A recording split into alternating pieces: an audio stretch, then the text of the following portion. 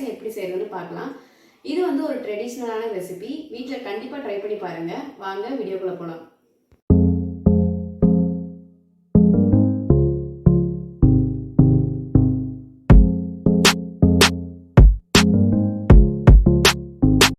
பாசிப்பருப்பு பாயாசம் செய்கிறதுக்கு நாம் முதல்ல பாசிப்பருப்பை லேசாக பொன்னிறமாக வறுத்து எடுத்துக்கலாம்.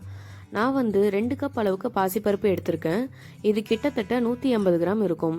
ஸ்டவ்வை இப்போ லோ ஃப்ளேமில் வச்சுட்டு லேசான பொன்னிறம் வர வரைக்கும் 5 நிமிஷம் நல்லா வறுத்து எடுத்துக்கோங்க.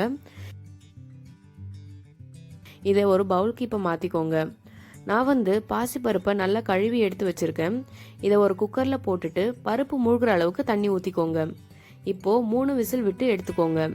இப்போது ஒரு அகலமான பாத்திரத்தில் 1/2 கப் அளவுக்கு தண்ணி ஊற்றிக்கோங்க. இதில் 1 கப் அளவுக்கு வெல்லம் சேர்த்துக்கோங்க. வெல்லம் பாருங்கள் நல்லா கரைஞ்சி வந்துட்டுருக்கு. இந்த வெல்லத்தை வடிகட்டி எடுத்து வச்சிடலாம். ஒரு கடாயில் 3 ஸ்பூன் நெய் ஊற்றிக்கோங்க. இதில் கொஞ்சம் திராட்சையை வறுத்து எடுத்துக்கலாம். ஸ்டவ் லோ ஃப்ளேமில் வச்சுக்கோங்க. இப்போது இதே மாதிரி கொஞ்சம் தேங்காயை நெய்யில் போட்டு வறுத்து எடுத்துக்கலாம். இந்த மாதிரி வறுத்து போடும்போது ரொம்ப வாசனையாகவும் கடிச்சு சாப்பிடும்போது கிரன்ச்சியாகவும் இருக்கும். நான் வந்து 1 கப் அளவுக்கு ஜவ்வரிசியை கழுவி எடுத்து வச்சுருக்கேன். இதையும் இப்போ வேக வச்சு எடுத்து வச்சுக்கலாம். இது வேகிறதுக்குள்ளே ஒரு மிக்சி ஜாரில் 1 கப் அளவுக்கு தேங்காய் 3 ஏலக்காயை சேர்த்துட்டு துருவி எடுத்துக்கலாம். இப்போ பாருங்கள் பாசிப்பருப்பு நல்லா வெந்திருக்கு. இதை நல்லா மிக்ஸ் பண்ணி விட்டுட்டு நாம் வடிகட்டி எடுத்து வச்ச வெள்ளைத்தண்ணி இதில் சேர்த்துக்கலாம். வெள்ளைத்தண்ணியை சேர்த்துட்டு நல்லா கட்டி இல்லாமல் கரைச்சி வச்சுக்கோங்க. நம்ம ஆல்ரெடி ஜவ்வரிசியை வேகிறதுக்காக வச்சுருந்தோம். இப்போ இந்த ஜவ்வரிசியை இதில் சேர்த்துக்கலாம். ஸ்டவ்வை மீடியம் ஃப்ளேமில் வச்சுக்கோங்க. ஜவ்வரிசியை நல்லா மிக்ஸ் பண்ணி விட்டுட்டு இதில் நாம் துருவி எடுத்து வச்ச தேங்காயை சேர்த்துக்கலாம்.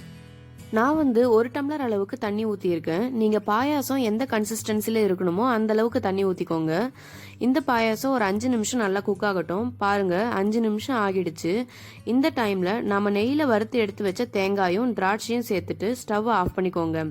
அவ்வளோதான், நம்மளோட பாசிப்பருப்பு பாயாசம் இப்போ ரெடி ஆயிடுச்சு. இந்த பாயாசம் குழந்தைங்கலேருந்து பெரியவங்க வரைக்கும் எல்லாரும் சாப்பிட்ற அளவுக்கு நல்ல டேஸ்டியாக இருக்கும். இந்த பாயாசத்தை நாம் வெல்லம் சேர்த்து பண்ணியிருக்கோம். அதனால் அயன் சக்தி நமக்கு கிடைக்கும். இந்த ரெசிபி உங்களுக்கு பிடிச்சிருக்கும்னு நினைக்கிறேன். பிடிச்சிருந்தா லைக் பண்ணுங்கள், கமெண்ட் பண்ணுங்கள், ஷேர் பண்ணுங்கள், சப்ஸ்கிரைப் பண்ணுங்கள். அப்படியே பக்கத்தில் இருக்கிற பெல் பட்டனையும் ப்ரெஸ் பண்ணிக்கோங்க. Happy cooking.